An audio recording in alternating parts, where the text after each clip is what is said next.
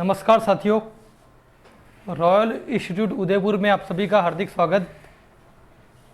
ICR, jet, AAO, LSO, AFO, supervisor, pre PG जैसे कई competition exams में अपना परचम लहराने के बाद अब रॉयल इंस्टीट्यूट कदम रखने जा रहा है FSO के एग्ज़ाम के लिए। उसी को ध्यान में रखते हुए कुछ वीडियोस आपके लिए बनाए जा रहे हैं। उसमें से ये वीडियो केमिस्ट्री टॉपिक को लेकर के है। केमिस्ट्री में बहुत सारे टॉपिक्स हैं और लगभग 10 से 15 क्वेश्चंस इस यूनिट से FSO में आते हैं। तो उसी में से एक छोटा सा टॉपिक रासायनिक बलगतिकी का है, विशिष्ट अभिक्रिया वेग, या आप उसको कहते हो वेग स्थिरांक, उसको लेकर के चल रहे हैं। मैं लगभग दोनों भाषाओं का प्रयोग करूंगा। ज़रूरत पड़ने पर हिंदी और इंग्लिश दोनों लैंग्वेज को अलग अलग करके भी चलाया जा सकता है, तो लैंग्वेज को लेकर के किसी प्रकार की समस्या ना रखें। दूसरा, चूंकि ये टॉपिक मैं बीच में से उठा रहा हूँ तो इसका जो बैकग्राउंड है वो ये मान के चला जा रहा है कि आपको आ रहा है, फिर भी छोटी मोटी बातें मैं डिस्कस कर लूँगा। पर जब भी पढ़ा जाएगा, जब भी आपको पढ़ाया जाएगा, आप मान के चलना कि जीरो से पढ़ाई शुरू होगी, जीरो से पढ़ाया जाएगा, तो आपके बैकग्राउंड को भी हम सुधारेंगे और उसी के बाद आगे बढ़ेंगे। तो हम लोग आगे बढ़ते हैं। टॉपिक हमारा है विशिष्ट अभिक्रिया वेग।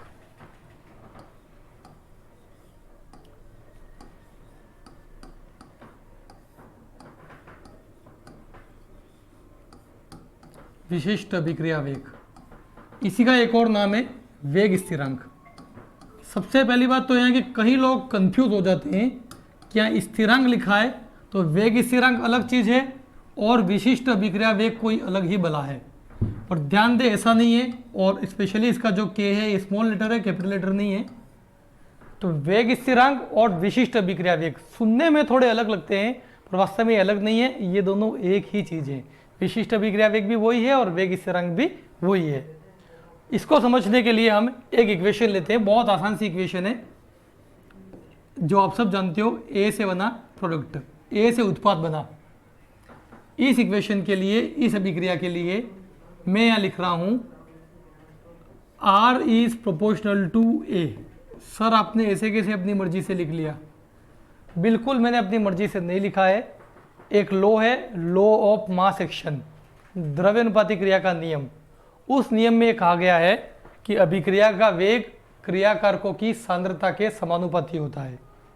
जी आप में से पीछे कुछ सोच रहे होंगे कि सर नियम थोड़ा हमने अलग पढ़ा है। 100% गुलबर्ग और वाघे ने कहा था कि अभिक्रिया का वेग क्रियाकारकों के सक्रिय द्रव्यमान के समानुपाती होता है। उसी की जो इजी फॉर्म है वो मैं बोल रहा हूँ, और वो है क्रियाकारकों का वेग, अभिक्रिया का वेग क्रियाकारकों की सांद्रता के समानुपाती होता है। तो उसी को ध्यान में रख के हमने लिखा अभिक्रिया का वेग R समानुपाती है ये क्रियाकारक, और ध्यान दे ब्रैकेट यहाँ दिखाता है सांद्रता को। अभिक्रिया का वेग क्रियाकारक की सांद्रता के समानुपाती है। दूसरे तरीके से भी आप देख सकते हो कि जितने क्रियाकारक ज़्यादा बढ़ाओगे उतना वेग बढ़ेगा। एक सिंपल सा एग्जाम्पल समझने की दृष्टि से लिया जाए तो हम ये कह सकते हैं कि मान लो कहीं पर आग लग रही है, तो जितनी लकड़ी आप डालोगे उसका वेग उतना बढ़ता जाएगा। तो यही चीज़ हम कह रहे हैं कि लकड़ियाँ यहाँ क्रियाकारक है और आग का जो जलना है या जो राख बन रही है ये हमारे उत्पाद की तरह है। तो जितना आप लकड़ियाँ ऐड कर रहे हो आग उतनी ज़्यादा जल रही है, तेज़ी से जल रही है। तो वही बात मैं यहाँ कह रहा हूँ कि जितने क्रियाकारक ज़्यादा होंगे उतना अभिक्रिया का वेग ज़्यादा होगा। ध्यान देना, वो एग्जाम्पल मैंने केवल समझने की दृष्टि से दिया था। तो यहाँ पर हमारा क्रियाकारक ए है, तो हमने द्रव्यानुपाती क्रिया का नियम लगाया और कहा कि R समानुपाती A की सांद्रता के, rate of reaction is directly proportional to the concentration of reactants. अब हम इक्वल लाएंगे। आपने सबने कहीं ना कहीं पढ़ा होगा, जब भी समानुपाती की जगह बराबर लाना है तो हम स्थिरांक लगाते हैं और यहाँ स्थिरांक लगेगा K। तो जब भी समानुपाती की जगह बराबर लाना स्थिरांक लगाते हैं, स्थिरांक लगेगा K। ये जो समीकरण बनी बेटा, इस समीकरण को कहते हैं वेग समीकरण। इसी का एक और नाम है वेग नियम। वेग समीकरण, वेग नियम क्या होता है इसकी चर्चा हम एक अलग से टॉपिक में करेंगे। फिलहाल केवल चूंकि हमारे सामने आया तो मैंने इंट्रोड्यूस कर दिया। अभी हमारा जो एम है वो स्पेसिफिक रिएक्शन रेट, विशिष्ट अभिक्रिया वेग को परिभाषित करना है, वेग स्थिरांक या रेट कांस्टेंट को बताना है। रेट कांस्टेंट के हमारे पास आ गया। जब कभी भी किसी की डेफिनेशन देनी है तो उसके अलावा बाकी सबको 1 कर लो। मतलब बेटा इस ए को 1 कर लो। ए इज इक्वल टू 1 मोल पर लीटर। यदि ए को मैं 1 कर लेता हूँ तो यहाँ 1 आ जाएगा, के मल्टीप्लाई 1। मैं जनरली मजाक में कहता हूँ के 1 जा के एकम के, नहीं के इंटू 1 के एकम के हो जाएगा। आर आर ही है। सर ये कर देते फायदा क्या हुआ? मैंने कहा बेटा अभी देखो आप डेफिनेशन बन जाएगी। आर क्या है? तो आर है रेट ऑफ रिएक्शन, अभिक्रिया का वेग। के क्या है बेटा? के है वेग स्थिरांक, जिसकी हम परिभाषा देना चाहते हैं। और इसी का दूसरा नाम मैं बार बार लिख रहा हूं, आप कभी कंफ्यूज मत होना, इसी को विशिष्ट अभिक्रिया वेग कहते हैं। इससे पहले कि डेफिनेशन तो एक फास्ट वे में हम समझ लेते हैं। हमने एक रिएक्शन ली हमारी मर्जी से, ए विल गिव पी, ए से बना उत्पाद। इसी अभिक्रिया में हमने आगे बढ़ करके क्या कहा? हमने कहा साहब यदि हम द्रव्यनुपाती क्रिया के नियम को यहाँ लगाएंगे, अप्लाई करेंगे, तो हम ये कह सकते हैं कि अभिक्रिया का वेग है आर, वो समानुपाती है क्रियाकारकों की सांद्रता के। तो आर समानुपाती करके इसको ब्रैकेट में लिख दिया। समानुपाती जगह बराबर लाए तो स्थिरांक लगा के।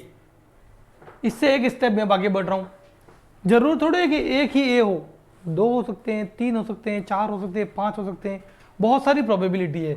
तो कितने ए हैं हमको नहीं पता है, तो मान लो कि ये एन है। सर इस एन का क्या होता है?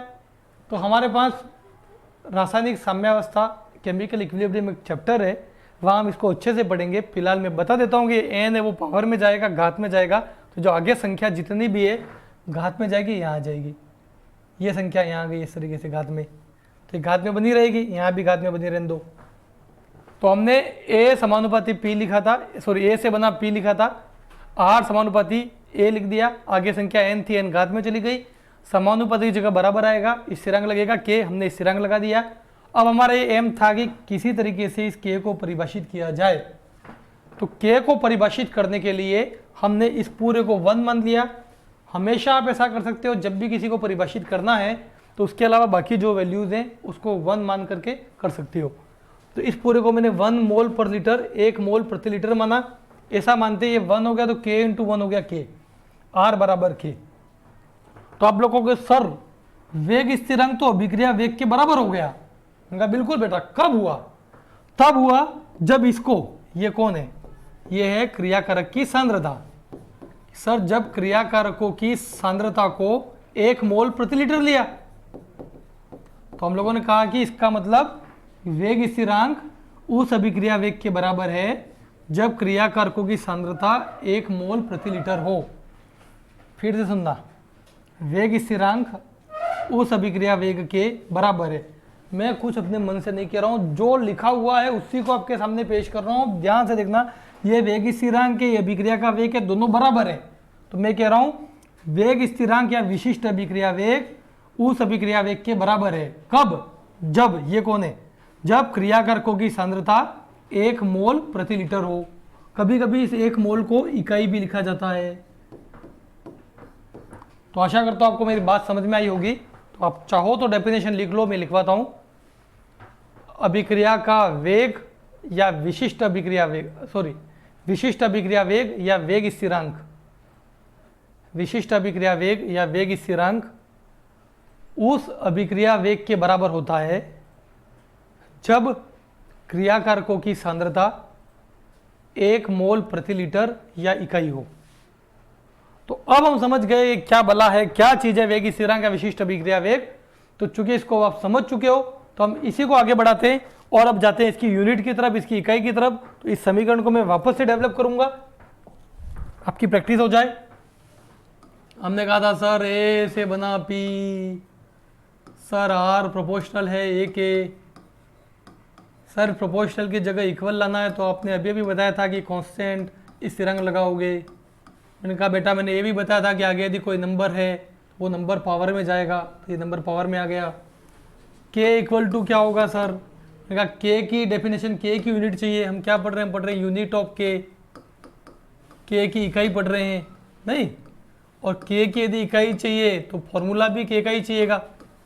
तो के का फॉर्मूला, के का सूत्र बनाना है तो इसको यहाँ ले जाओ नीचे, अपॉन में आ जाएगा, r अपॉन a की पावर n हो जाएगा।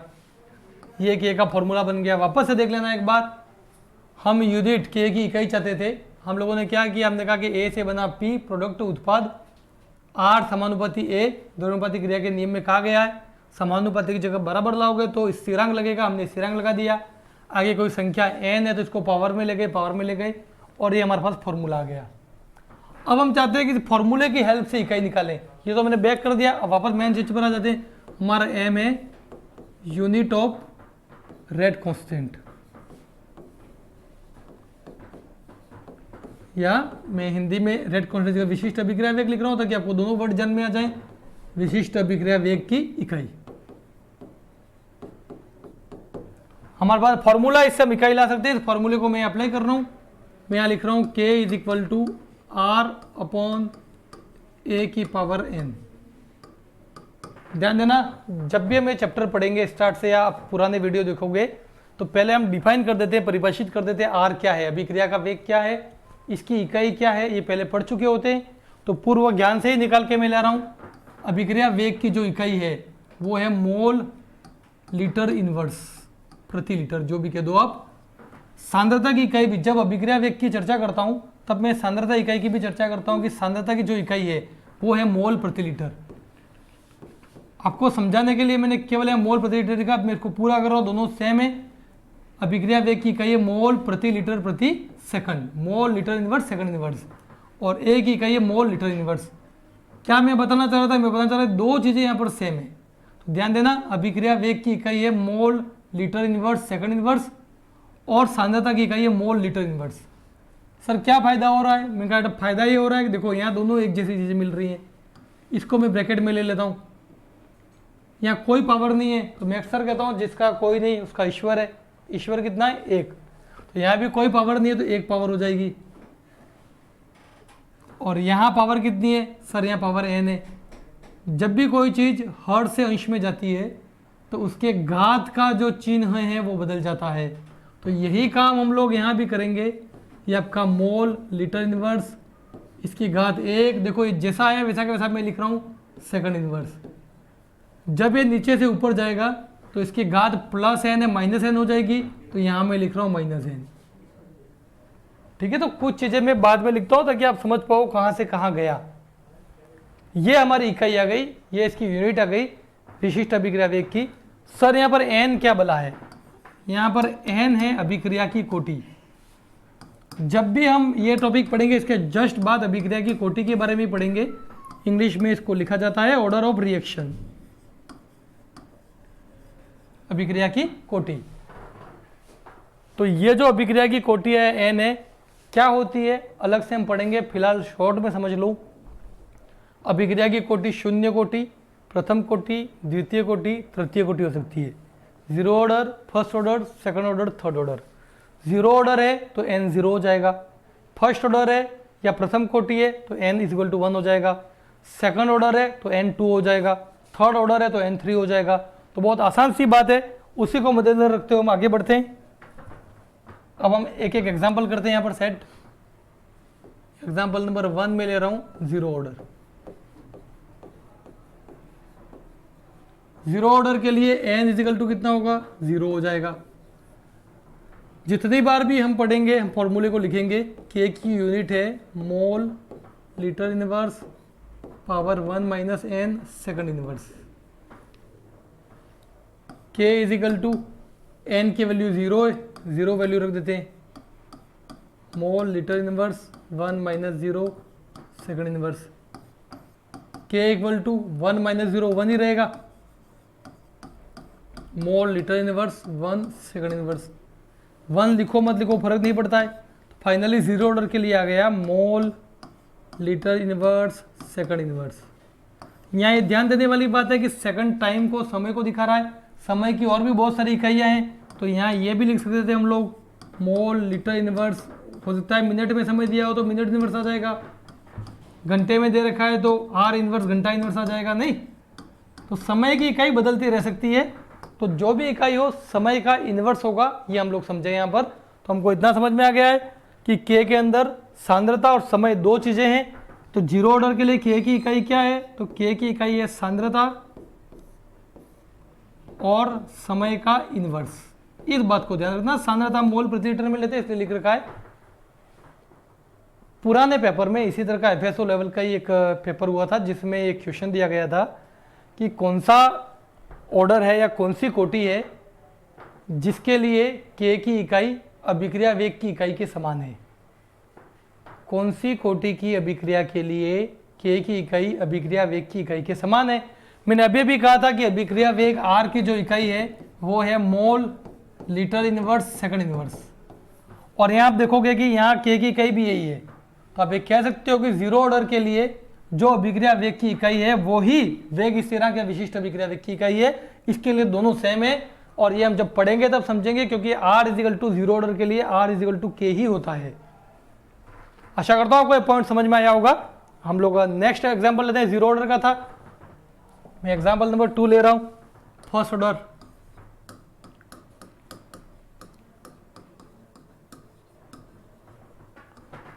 प्रथम कोटि, नाम से क्लियर है, एन इजिकल टू कितना हो जाएगा 1। प्रथम कोटि के की इकाई हमारे पास है ही mole litre inverse 1 minus N second inverse. फिर से याद दिला रहा हूँ, सेकंड, मिनट, घंटा, दिन, वर्ष, महीना कुछ भी हो सकता है।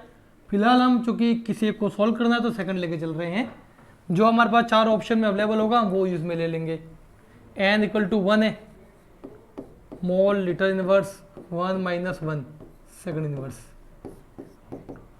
1 माइनस 1 सर 0 होता है, 0 सेकंड इनवर्स। आपको ध्यान होगा, पर फिर भी मैं बताऊंगा, किसी की भी पावर 0 है तो उसका आंसर आएगा 1। क्या कहा सर? मैंने कहा बेटा 10 की पावर 0 1, 25 की पावर 0 1, मोल लीटर इनवर्स की पावर 0 सर 1 ही आएगा। ये पूरा 1 हो गया तो पीछे क्या बचा? Second inverse. या आप इसको कह सकते हो समय इनवर्स, कह सकते हैं। ध्यान देना, सेकंड इनवर्स, मिनट इनवर्स, घंटा इनवर्स, दिन इनवर्स, वर्ष इनवर्स, सप्ताह इनवर्स, कुछ भी हो सकता है जैसा दे रखा है। और यहाँ से एक और अच्छा प्रश्न बनता है हमारे पास।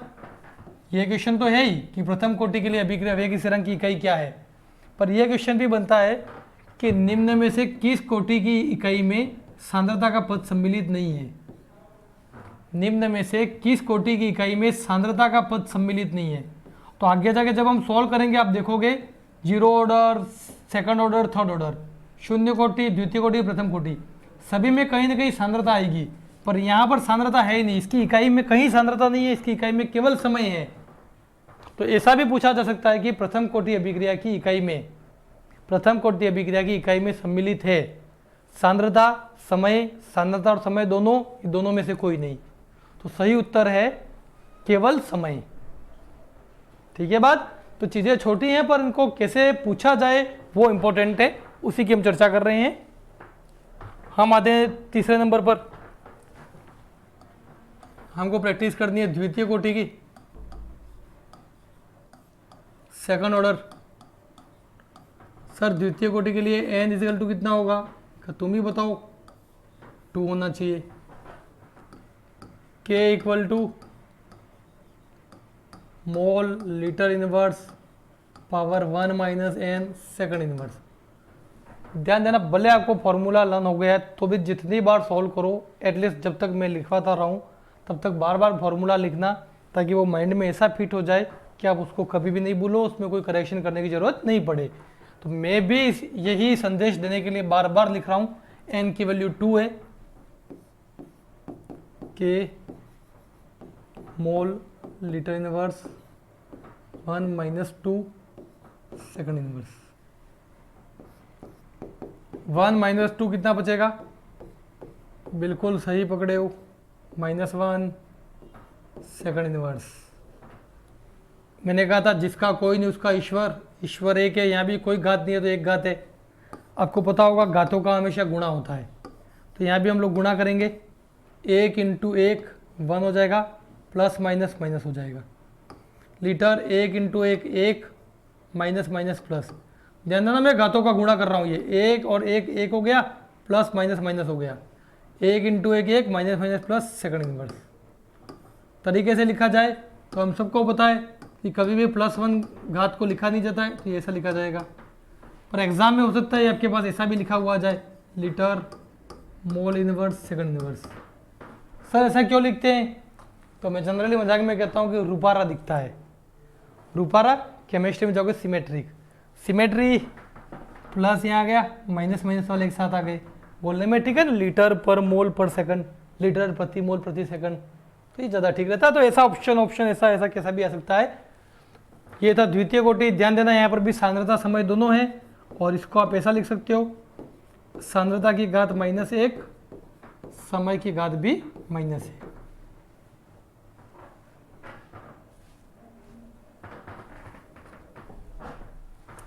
थर्ड नंबर पे हम प्रयास करते हैं तृतीय कोटि के लिए।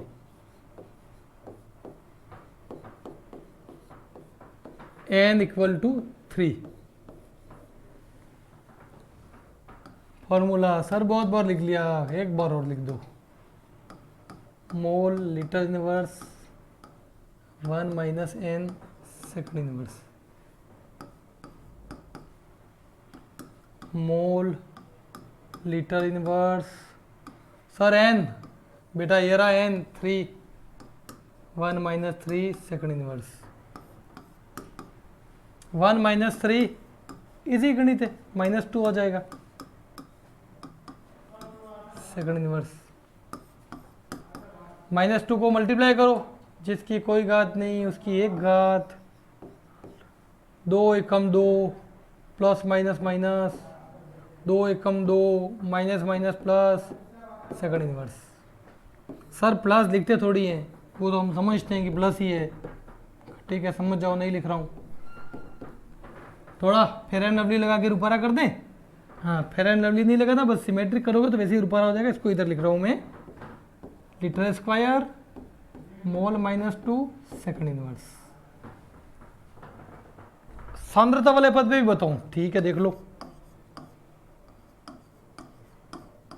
सांद्रता की घात -2, समय की घात -1। समझ गए होंगे कि प्रथम कोटि अभिक्रिया ही ऐसी है जिसमें सांद्रता का पद नहीं आ रहा है, बाकी सब में आ रहा है। नॉर्मली पेपर सेट होता तो ठीक है, बाकी थोड़ा इसमें ऊपर नीचे करके भी दे सकते हैं। सर क्या ऊपर नीचे करेंगे? बेटा आधी कोटि की पूछ ली तो क्या करोगे? सर इतना डीपली है ही नहीं, है जो चीज़ की उसी को तो हम लोग सोल्व कर रहे हैं। खाली 1 मिनट की प्रैक्टिस और थोड़ा सा हम आगे बढ़ जाएंगे। तो मान लो आधी कोटि मतलब n = ½ है, तो क्या करेंगे? कोई दिक्कत ही नहीं है।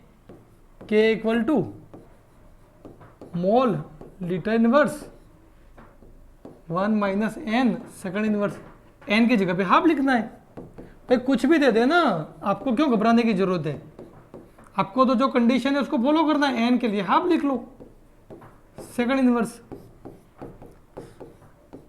मोल लीटर इनवर्स, एक में से आधा गया आधा बचा, एक रोटी थी आधी खा गए आधी बची, 1 रुपये में से 8 आने गए 8 आने बचे, जो गया वही बच गया, तो एक में से भी आधा गया तो आधा ही बच गया इनवर्स।